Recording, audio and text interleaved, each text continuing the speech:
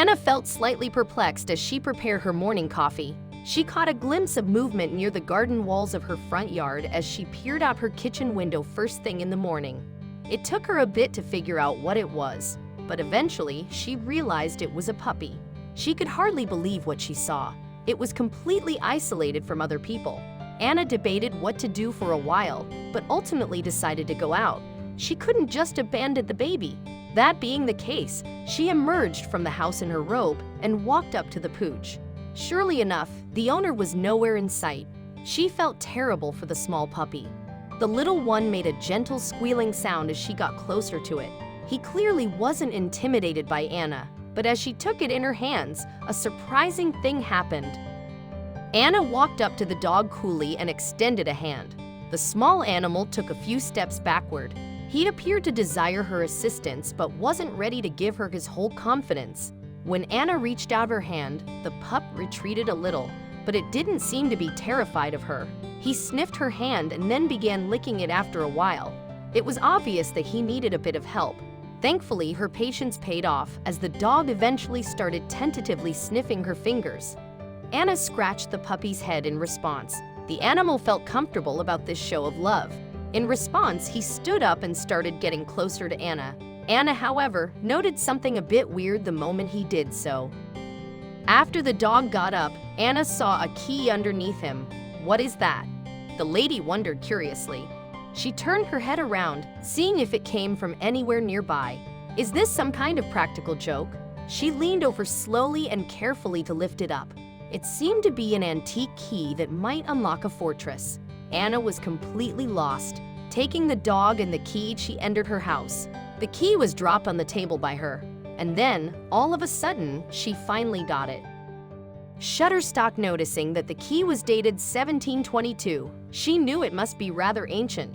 She then started to dream of all the money she could get from this. The owner of an antique shop was always assuring her friend of the potential financial rewards of dealing in vintage goods.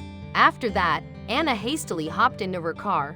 Luckily, on the way to the police station to drop off the puppy, she passed by her friend's shop. That way, she could drop the dog off at the station and then visit her. She may be able to track down its owners. Her discovery, though, was something totally else.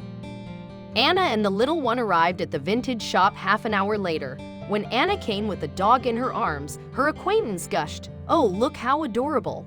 Is this anything worth selling?" Anna said as she approached the desk, "I discovered this unfortunate little animal in front of my garden, along with this key." And she carefully positioned the antique artifact on top of the woman's desk. With a magnifying lens, Carrie examined the key. Anna was quite interested in hearing the final price, but her friend's reaction was nothing that she had anticipated. Despite his grin, Carrie gave Anna a cautious glance. The antique store proprietor confidently told her, "I know precisely what this key is for. You can get inside Veller Castle's garden with this key." The key has it printed in tiny characters on the grip. Anna gave her a startled glance. She reasoned, perhaps the puppy's owners reside there. It was definitely worth her time to look into it. The gardens were conveniently located, so that's where Anna headed first. Anna finally made it to the Veller Castle Gardens. Her friend had given her no indication of what to anticipate at this property. She was not familiar with the area and had never visited. However, she really wanted to go there. Sadly, it was a national treasure and could not be visited in such a casual manner. More than 10 doorways led to various rooms, and she was not sure which one to choose. The moment she turned the key, she spotted him. The key had a number 6 on it, indicating the 6th door should be opened. Anna figured that this had to be it. As she carried the puppy out the door, she reflected on the scenario and did some light meditation. What a weird search. Something's not quite right. Anna kept on going against the odds. She still had unanswered questions. The owners of the adorable puppy were people she needed to track down. The anxious lady inserted the key into the hole of the rusty garden gate. As soon as it clicked, the latch was released. She pushed the door softly but firmly.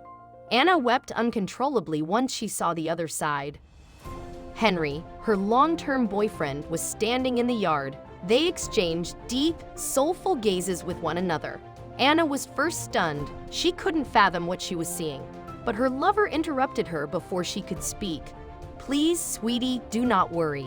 I'm sure you'll agree that our relationship has been through a lot in the previous several weeks. You wanted a serious commitment, you didn't want our relationship to get stale, and you were worried that I wasn't ready for the next step. I guess I just wanted to take a risk and prove that I'm not without surprises of my own. I even added a bigger surprise with the puppy I got for us. In between sobs, Anna nodded her head in agreement with Henry. The guy suddenly pulled a ring out of his pocket and proposed to his girlfriend. There is also another question I want to ask. Will you marry me? Anna nodded at Henry after staring at him for a while. There were no words for what she wanted to say. She hoped desperately that everything was well between her and her lover. This, however, was completely out of character for him. He slipped the ring onto her finger. When they finished, they gave each other a big bear embrace. They were in awe of their good fortune to have found one another. Anna informed him, "There is just one thing left to do now." They had to name the puppy. After a brief pause, they both stared at her and said, "Veller."